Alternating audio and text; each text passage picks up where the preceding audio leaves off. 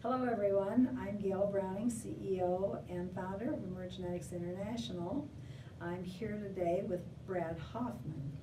That's me. I'm Brad Hoffman. I'm the Director of Global Operations at Emergenetics International. And we're here today with Motivation Monday to talk about Principle 4 of the book, Work That Works. This principle is talking about creating a meaning of the minds using cognitive collaboration. Since Brad and I have very different profiles, we'd like to give you a scenario of something that might happen to us. Let's start, Brad, by you showing up your profile.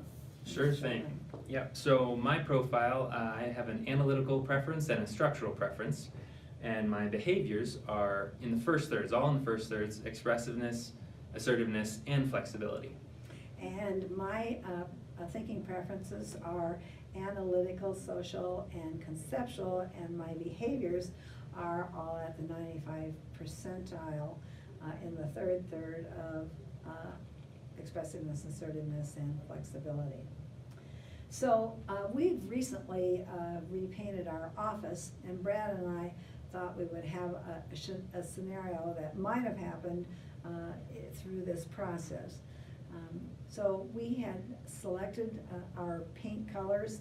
We had run it through everybody in the office. Everybody was happy. Let's assume now that Brad and I went to the paint store, and when we got there, the salesperson said, "I'm sorry, we have discontinued this paint." How would you react to this, Brad?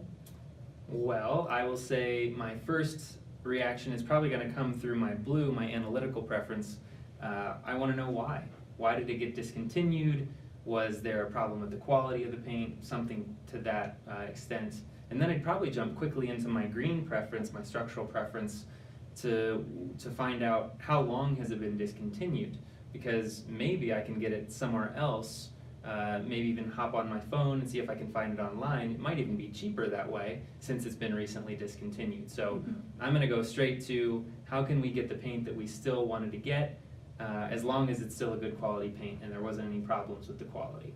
So, well, I will go straight to my behaviors. I will probably say something like, "Oh darn, we've gone to all this work and it's not, and now we can't get what we were looking for." And I'm sure the salesperson will then want to show me other paint colors that would work in this situation. And I think my conceptual and my flexibility then would pop in and say, "Okay, we can probably make this work in a different way." So it sounds like we'd actually probably work together pretty well. While you're talking to the salesperson, I'm using my kind of first third flexibility to see if I can still find the paint we planned on. So I'm looking on my phone, looking online, seeing if I can figure it out. By the time I figure out if I can get it or not, I'll come back to you. If I can't get it, you've already got some other options figured out, and maybe I figured out a place to get it even cheaper than the store we're in.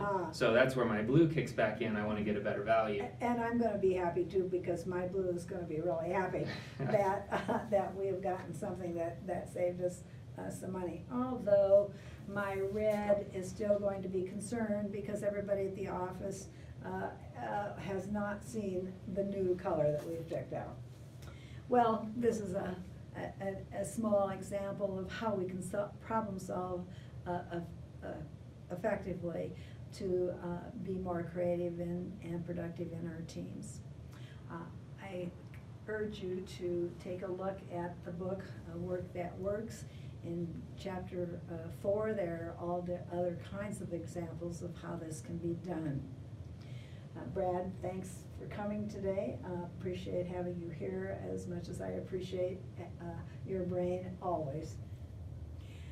I hope you'll enjoy this month's blog, and I'll look forward for more tips next month.